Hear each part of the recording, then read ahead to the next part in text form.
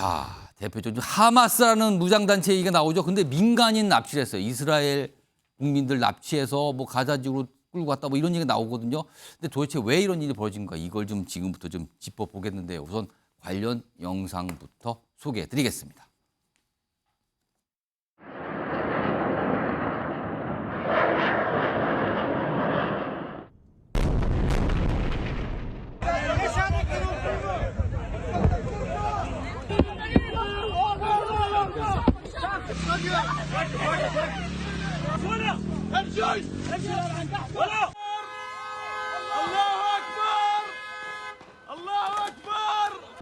دون سابق إنذار سنقابله آسفين بإعدام رهينة من رهائن العدو المدنيين لدينا.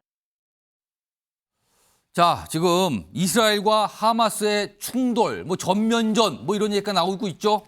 자, 많은 분들이 깜짝 놀라서 이 장면도 계속 보고 계실 텐데요. 자, 이 관련해서 전문가 모시고 지금부터 자세한 얘기 좀 해보겠습니다. 지금 영상이 나가는 동안요. 자, 여기 보시면요. 성일관 고려대 중동 이슬람 센터 교수 나와 계십니다. 안녕하십니까? 반갑습니다. 자, 급히 모셨는데 우선 감사 말씀 드리고요. 일단 많은 분들이 이 질문을 제가 오늘 이걸 다루는데 이 질문 좀 해달라고 그러더라고요.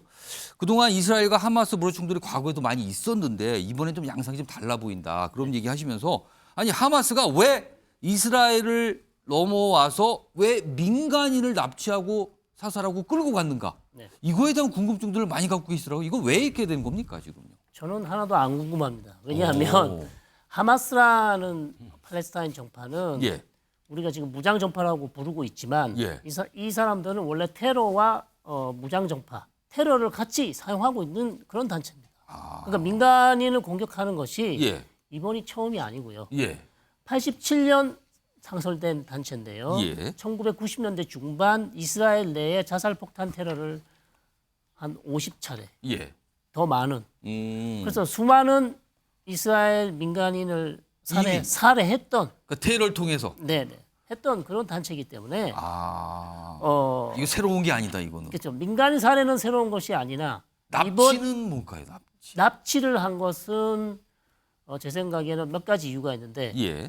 첫 번째는 팔레스타인 수감자들이 이스라엘 내에 지금 감옥에 있는 사람들 한 5천 명이 됩니다. 오. 이 사람들을 풀어달라. 예. 포로 교환을 하자는 얘기죠. 예. 자기들이 납치해간 유대인들과 즉 이스라엘 사람 한 100여 명과 한 5천 명을 맞교환하자. 그러면 풀어주겠다. 그 목적으로 납치한 거다 지금. 그렇게 좀 보고 있습니다. 그리고요. 사실은 이런 정도의 어떤 아까 말씀한 테러를 일삼는 조치를 하는데 이렇게 이스라엘에 대해서 공격을 하게 되면은 이스라엘 군 정부가 보급 공격을 당연히 할 거라가 예상된 거 아닙니까? 네. 그럼에도 불구하고 하마스는 지금 왜 공격을 하는 겁니까? 그래서 이 타이밍을 보시면 이스라엘과 사우디가 지금 관계 정상화를 하고 있습니다. 예. 미국의 중재로요. 아. 그렇게 되면 이란의 입지가 상당히 이 중동 지역에서 좁아지게 되죠. 중동 지역 내에서 이스라엘과 사우디는 원래 친하지 않았는데 예. 사우디뿐만 아니라 쿠웨이트 다른 국가들도 그렇게 친하지 않죠. 근데 예. 이것이 만약에 미국의 중재를 성공한다면 예. 주변의 다른 아랍 국가들도 이스라엘과 관계 정상화를 할 수가 있어요. 그렇게 되면 이란 주변에 있는 대부분의 순리 국가들이 이스라엘과 관계 정상화를 해서 외교 관계를 만든단 말이죠. 예. 그러면 그 순리 국가들은 원래 시아 이슬람 국가인 이란과 안 친했는데 예. 주변의 다른 국가들이 다 이스라엘과 관계 회복을 합니다. 예. 그럼 이란은 중동 지역에서 입지가 너무나 좁아지죠. 이란은 약해진다. 그렇죠. 그런데 왜 그럼 하마스가 공격을 했는가? 예. 이란은 전통적으로 오랜 기간 하마스를 재정 지원, 무기 지원 해온 이란의 프락시, 즉 대리 조직입니다. 그러면은 뭐 이런 표현일까요? 이 하마스의 뒷배가 이란이었다 이렇게 되는 겁니까? 확실합니다. 정확한 표현이십니다. 예. 그래서 이번 기습 공격 배후에는 이란이 있을 것이라고 그렇게 보는 것이죠. 그러니까 이스라엘과 사우디를 비롯한 중동 국가들이 뭔가 관계 개선을 하는 걸 이란이 원치 않고 그리고 이란이 뒷배를 봐주고 있는 하마스가 이번에 그때 맞춰서 공격을 한 거다. 이렇게 엮여 있는 거네요. 그러면. 그렇죠. 물론 하마스 자신들의 이익도 있습니다. 팔레스타인 문제의 주도권을 온건파인 PLO에게 넘겨주지 않고 강경파인 자기가 팔레스타인 문제를 주도해 나가겠다. 팔레스타인 사람들의 미래는 자기가 결정하겠다는 거죠. 그런 것도 있고. 그러면요, 지금 설명해 주는데 이거를 좀 중동에 평소에 관심을 갖고 계신 분들은 충분히 이해할 수도 있어요. 그러나 그렇지 못하신 분은 이게 하마스 피해로 가자 지구 막 나오거든요. 자, 가자 지구라는 게 지금 보면 서울의 한 절반 정도 되는 면적, 이스라엘 저 끝에 있는 땅인데 이 가자 지구와 하마스는 무슨 관계입니까? 네. 가자 지구는 지구상에서 가장 인구 밀도가 높은 곳입니다. 세종시만한 도시인데 230만 인구가 살고 있고요. 별명이 창살 없는 감옥입니다. 이스라엘이 봉쇄를 하고 있고요. 이스라엘이 가자 지구로 들어가는 모든 물품을 봉쇄를 하고 있습니다. 그렇다고 생필품을 막는 것은 아닌데 예. 하마스가 이용해서 무슨 시멘트 같은 것들, 예. 무기나 기지를 만들 수 있는 그런 건 못 들어가게 하는 못 들어가게 하는 것이죠. 그래서 오랜 기간 봉쇄를 당해왔고요. 예. 이 지역은 원래 1967년 전까지 이집트가 군 통치를 하고 있던 지역인데 67년 즉 6.1 전쟁에서 이스라엘이 가자 지구를 점령하게 됩니다. 예. 물론 웨스트뱅크 요르단강 상안도 마찬가지죠. 예. 그렇게 점령해서 오랜 기간 이스라엘이 군 통치를 해오다가 예. 거기에 이제 국제법상 안 되는 이스라엘 정착촌도 많이 세웠다가 2005년에 이스라엘이 완전히 철수를 합니다. 완전히 거기서 떠났군요. 예, 거기서. 2005년에 이제 떠났기 때문에 더 이상 유대인들, 이스라엘 군인이 가자 지구에 없습니다. 지금. 예. 그런 상황에서 하마스라는 강경파가 가자 지구를 차지하게 된 거죠. 원래 온건파하고 같이 있었는데. 그러면서 이 강경파가 차지하면서 대이스라엘 항전을 시작했고요. 그러면 하마스가 가자 지구 내에서 어떤 뭐 정부 같은 역할을 하는 겁니까? 정확한 표현이십니다. 네, 그래서 하마스 정부라고 그렇게 부르고도 있고요. 이거 230만 명의 팔레스타인 주민을 사실상 통치하는. 통치 단체이자 무장 단체이자 테러 조직 이렇게 되는 거군요. 그렇죠. 그러면. 여러 가지 얼굴을 가지고 있는 것이죠.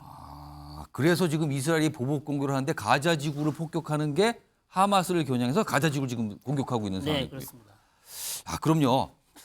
지금 이 사태와 관련된 영상이 좀 하나 더 준비돼 있거든요. 여러 가지 목소리가 좀 나옵니다. 들어보겠습니다.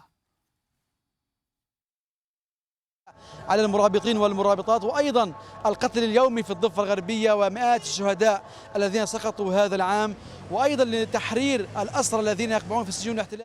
אזרחי ישראל, אנחנו במלחמה, לא במבצע, לא בסבבים, במלחמה.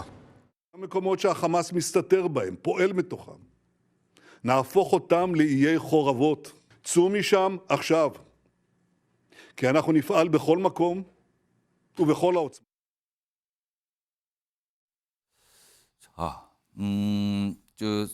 성윤관 교수님께서 좀 자세히 설명 중인데, 근데 또 한 가지 궁금증은 사실 이스라엘이라면 이른바 이 방공망, 아이언돔, 그래서 뭐 날라오는 미사일과 다 격추할 수 있다, 뭐 이렇게 자랑을 했고 우리도 그렇게 알고 있었어요. 근데 이번에 폭격에 속수무책으로 당한 거 아닙니까? 왜 그렇습니까 지금? 이게 이제 신화입니다. 잘못된 신화. 어. 지금 왜냐하면 사상자가 너무 많이 났기 때문에 예. 이스라엘 사망자가 지금까지 900명이에요.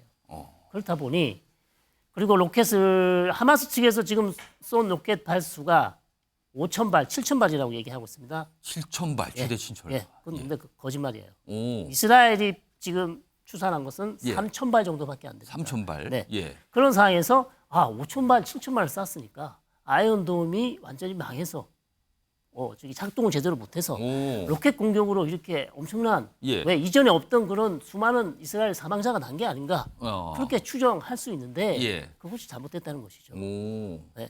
잘못됐다는 이유는요. 예. 하마스가 이번에 왜 이전과 다르냐 하면 이스라엘이 쳐놓은 철책을 뚫고 완전히 이스라엘 영토로 넘어왔어요. 예. 그러면서 한 1,000명에 가까운 하마스 대원이 이스라엘 남부 지역 22개의 마을을 완전히 점령하고 직접 들어왔다는 거죠. 예, 거기서 전부 다 게릴라전을 펴면서 이스라엘 주민들을 다 사실 총격으로 살해했습니다. 거기에서 가장 숫자가 많이 늘어났고요. 예. 그다음은 거기에 들어온 하마스 대원과 교전을 한 이스라엘 군인과 경찰들이 사망한 거예요. 그러니까 로켓 공격으로 해서 사망한 숫자는 50명도 안 됩니다. 좀 따져봐야 된다는 문제입니다. 네, 네. 알겠습니다. 이 질문은 이것도 이제 지금 사태가 좀 계속 진행 중인데 지금 보복을 이스라엘이 선언을 했거든요. 그렇다면 뭐 가자 지구로 들어갈 수도 있다는 얘기가 나오는데 그렇다면 여러 가지 좀 시나리오인데 이스라엘이 가자 지구를 아예 점령해 버리는 시나리오가 있고요. 또는 하마스 지도부를 암살한다는 그런 시나리오도 있고요. 아니면 또 한 번에 이게 규모가 커서 또 한 번의 중동 전쟁이 날 가능성이 있는데 이 세 가지 가능성은 어떻게 보십니까? 세 가지 가능성 중에 하나만 맞습니다. 예. 하나는 일단 먼저 말씀드리면 이스라엘이 하마스 요인 암살은 이전에도 했고요. 지금도 할 수 있으면 할 겁니다. 아, 그거는 가능성이 예, 있다. 그런 가능성이 있고 오. 이스라엘이 가자 지구를 점령하는 것은 가능성이 낮다. 왜? 일단 점령을 하게 되면 230만이나 되는 팔레스타인 주민을 통치를 해야 되는데 그걸 예. 누가 할 것입니까? 이스라엘 정부가 하나요? 그 사람들이 먹고 살고 무엇을 먹을지 무엇을 입을지 전기 정경을 하도 문제가 발생한다는 그렇죠. 거네요. 그걸 다 할 필요가 없습니다. 그런 짐을 질 필요가 없는 것이죠. 예. 그다음 마지막으로 제 5차 중동 예, 전쟁을 중동 가느냐? 전쟁. 갈 이유가 없습니다. 오. 왜냐하면 주변에 있는 아랍 국가들 전부 다 이스라엘과 평화협정 체결했어요. 이집트 1979년, 요르단 1994년, 시리아 지금 내전 중이에요. 레바논은 이스라엘과 싸울 능력이 안 돼요. 유일하게 지금 이 전쟁에 동참할 수 있는 단체는 헤즈볼라라는 레바논에 있는 무장정당입니다. 예, 무장단체. 이 단체는 지금 한 50% 정도 참전할 가능성이 있다. 이렇게 말씀드립니다. 그 정도 수준의 그쪽 같은 이런 전망이시네. 자, 그럼요. 사실 이 하마스의 공격에 관련돼서 지금 북한 얘기가 나왔는데 일단 북한이 하마스 편을 들었어요. 그쪽을 지지한다고. 그리고요 또 북한제 무기가 하마스로 유입해서 사용되고 있다는 이런 정황도 지금 보도가 되고 나오고 있는 상황이거든요. 정미경 전 최고예요. 이런 가운데 북한이 갖고 있는 장사정포나 저고도 침투기 이런 거 보면 북한이 하마스식 침투할 수 있다. 이런 얘기가 정치권 중에서 나오고 있거든요. 이거 어떻게 봐야 됩니까? 아니 저는 사실 제가 국방위원을 좀 오래 했기 예. 때문에 이 부분에 대해서 좀 내용을 알고 있는데요.